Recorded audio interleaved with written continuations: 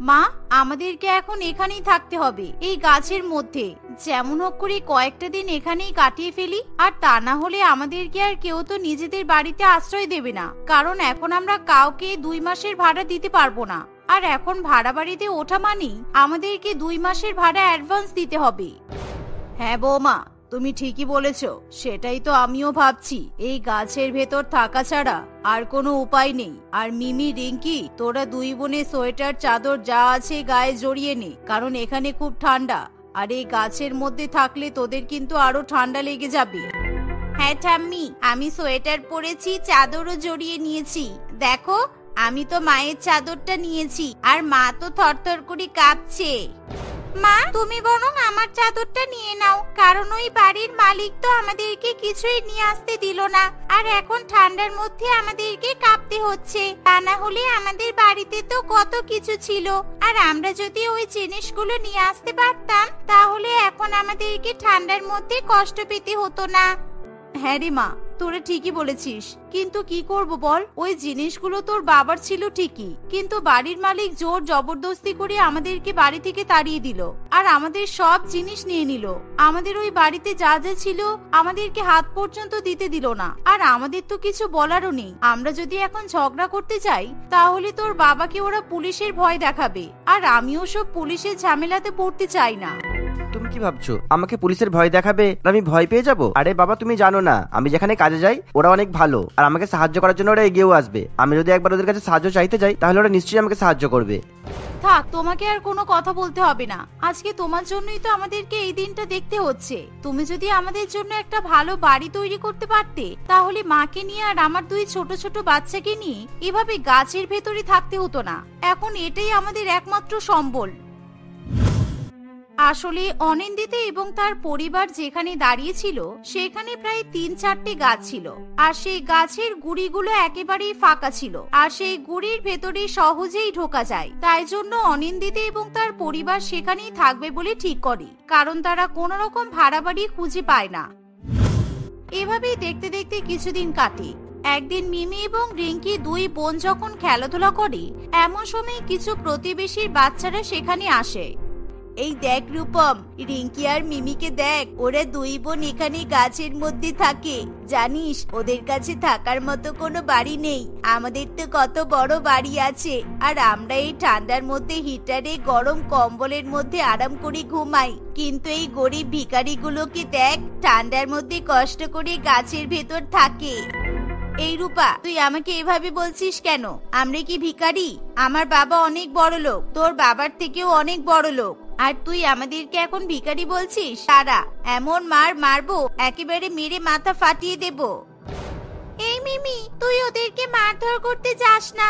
দেখ, রূপার সঙ্গে কিন্তু ওর ভাই রূপমও আছে, মানে রূপম আমাদেরকেও মারতে পারে, আর আমরা 2 বোনই কিছুই করতে পারবো না। তাই তুই মাথা গরম করিস না। আর মা যদি শোনে আমরা 2 বোন মারপিট করেছি তাহলে মা কিন্তু আমাদেরকেই মারবে। তাই চল, এখন ঝগড়াঝাটি করতে হবে না।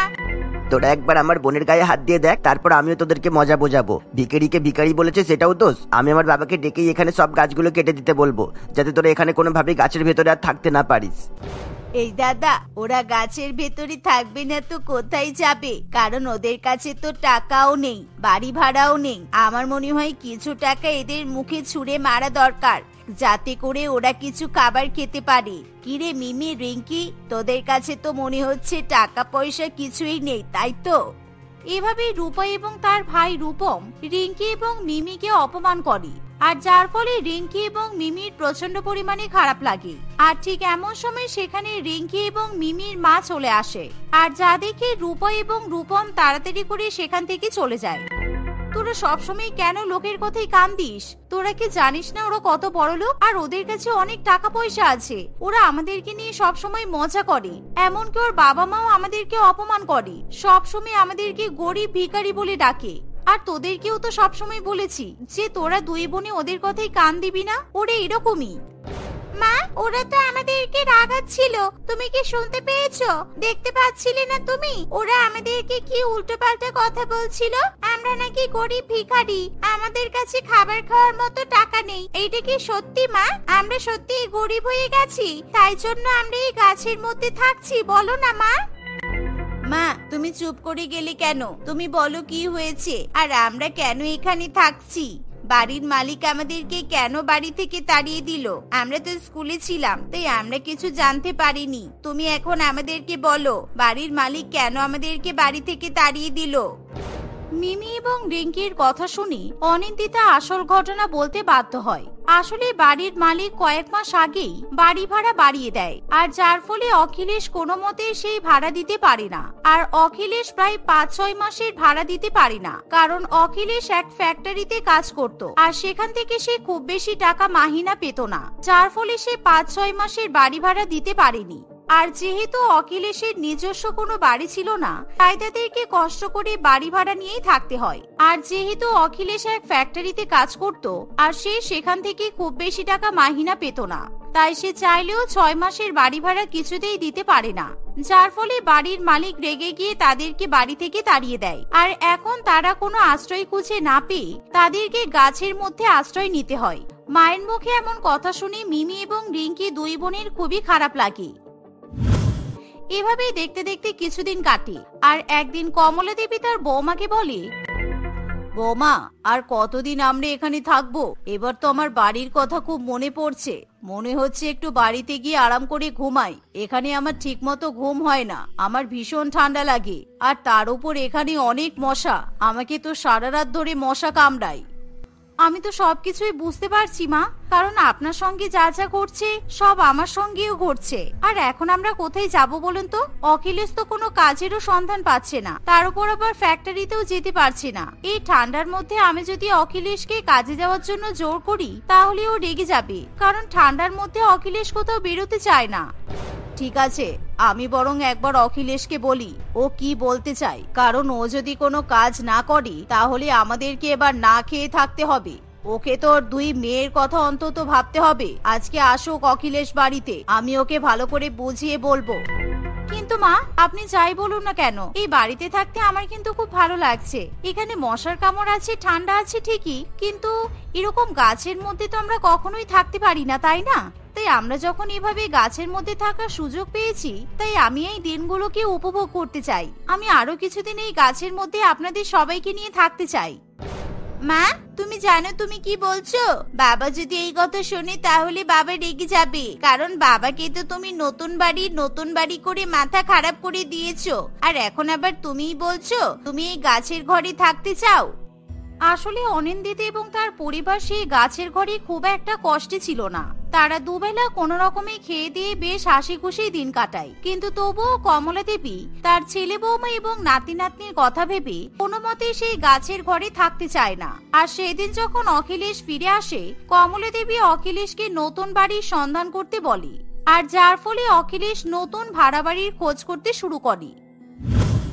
এভাবে দেখতে দেখতে কিছুদিন কাটে, আর একদিন রূপম এবং রূপা 2 ভাই বোন রিঙ্কি এবং মিমিকে মারধর করে, আর যার ফলে রিঙ্কি এবং মিমি দুজনেই প্রচন্ড পরিমাণে রেগে যায়। মা, আমরা কবে বাড়িতে যাব বলো তো? আমার আর এখানে থাকতে ভালো লাগছে না। আমরা যতক্ষণ না এখান থেকে যাচ্ছি ততক্ষণ ওই রূপম আর রূপা ওরা 2 ভাই বোনে আমাদেরকে অপমান করে যাবে, আর আমাদেরকে নিয়ে মজা করবে। তাই আমি আর এখানে কোনোভাবেই থাকতে চাই না। হ্যাঁ রে রিঙ্কি, আমি তোর কথা সবই বুঝতে পারছি। আমি কি করব বল? আমার ছেলেটাও তো হয়েছে এরকম অলস, আমাদের কথা তো একবারের জন্যও ভাবছে না। ও তো নিজের কথাতে নিজেই রাজা, আমার তো কোনো কথা শুনতে চাই না। কতবার করে বলেছি একটা নতুন বাড়ি দেখ, কিন্তু জানি না ও আদেও দেখছি কিনা। ঠিক এমন সময় সেখানে অখিলেশ চলে আসে। এই অখিলেশ, তুই এসেছিস? ওর কথাই বলছিলাম। বলছি, তুই কি নতুন বাড়ি দেখেছিস নাকি এখনো তোর সময় হলো না? তুই এতটা অলস কেন হয়েছিস বলতো? আমি তো ভেবেছিলাম আমরা কিছুদিন পরেই নতুন বাড়িতে গিয়ে উঠবো, কিন্তু এখনো পর্যন্ত তুই কোনো বাড়ি খুঁজে পেলি না। উফ মা, তুমি সবসময় এত তাড়াহুড়ো কেন করো বলো তো? আমরা এই বাড়িতে আছি, কাউকে তো বাড়ি ভাড়াও দিতে হচ্ছে না, আর তার উপর আমরা তো শান্তিতেই আছি। তাহলে তুমি এখান থেকে যাবার জন্য মারপিট করছো কেন? তুমি জানো তো এখন যদি আমরা নতুন বাড়িতে যাই তাহলে সেখানে আমাদের 2 মাসের ভাড়া দিয়ে তবেই উঠতে হবে। তোর কাছে টাকা থাকা সত্ত্বেও তুই শুধু শুধু আমাদেরকে এখানে ফেলে রেখেছিস। আমি জানি তুই ফ্যাক্টরিতে কাজে যাচ্ছিস এখনো, আর ওখান থেকে মাহিনাও পাচ্ছিস, কিন্তু তা সত্ত্বেও তুই আমাদেরকে এই গাছের ঘরের মধ্যে ফেলে রেখেছিস। আমাদের এখানে থাকতে অসুবিধা হচ্ছে না ঠিকই, কিন্তু এই বাচ্চাগুলোকে নিয়ে এখানে বেশি দিন থাকা আর সম্ভব নয়। রিঙ্কি আর মিমি ওদের দুই বোনের খুব কষ্ট হয়, তার উপর ওর বন্ধুরাও ওদেরকে নিয়ে মজা করে। আপনি কাকে বোঝাচ্ছেন মা? ও তো আমাদের কোনো কথাই শুনবে না। অখিলেশ শুধুমাত্র নিজের দিকটাই বোঝে।